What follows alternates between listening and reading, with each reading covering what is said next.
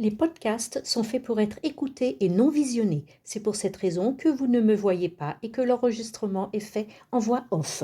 Vous pouvez donc vaquer à vos occupations, aller courir, manger, jardiner, mettez vos écouteurs, écoutez-moi, formez-vous et créez. Podcast thérapie. Ayez confiance en votre travail artisanal.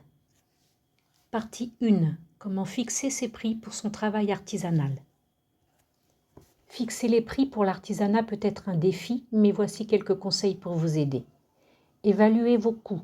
Commencez par calculer les coûts réels de production de vos créations artisanales. Cela inclut les matériaux, les outils, le temps passé et tout autre frais liés à la fabrication. Soyez aussi précis que possible dans vos estimations. Cela vous aidera à déterminer le prix de base auquel vous devez vendre vos produits pour couvrir vos coûts. Recherchez le marché. Faites des recherches sur le marché pour connaître les prix pratiqués pour des produits similaires. Explorez des plateformes en ligne, visitez des marchés artisanaux ou des boutiques spécialisées. Cela vous donnera une idée des fourchettes de prix existantes et vous aidera à évaluer la valeur de votre travail par rapport à la concurrence. Considérez la valeur perçue. En plus de couvrir vos coûts, il est important de tenir compte de la valeur perçue de vos créations.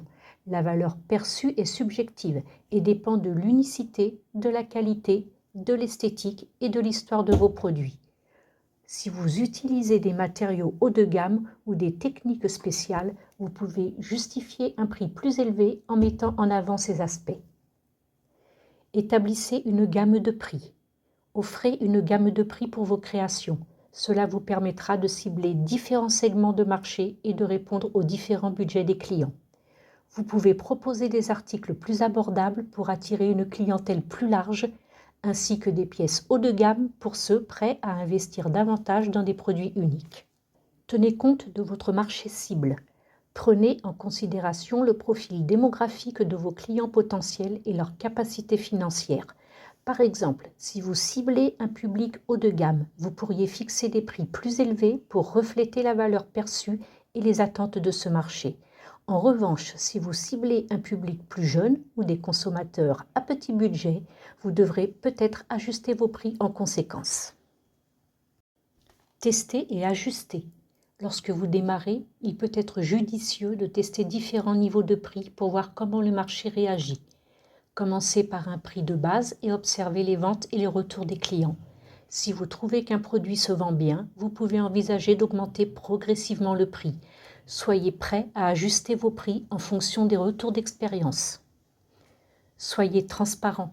Il est essentiel d'être transparent sur vos prix et d'expliquer clairement la valeur de vos créations. Dans vos descriptions et vos communications, mettez en évidence les matériaux de qualité, les techniques spéciales, le travail artisanal et l'histoire derrière chaque pièce. Cela aidera les clients à comprendre pourquoi vos créations ont un certain prix et à justifier leur achat. N'oubliez pas que le processus de fixation des prix peut être itératif et nécessite parfois des ajustements. Soyez à l'écoute des retours de vos clients. Surveillez les tendances du marché et adaptez-vous en conséquence. Trouver le juste équilibre entre la rentabilité et la compétitivité est essentiel pour réussir dans la vente d'artisanat. Soyez confiant dans la valeur de votre travail et communiquez efficacement cette valeur à vos clients potentiels. Belle créativité à tous!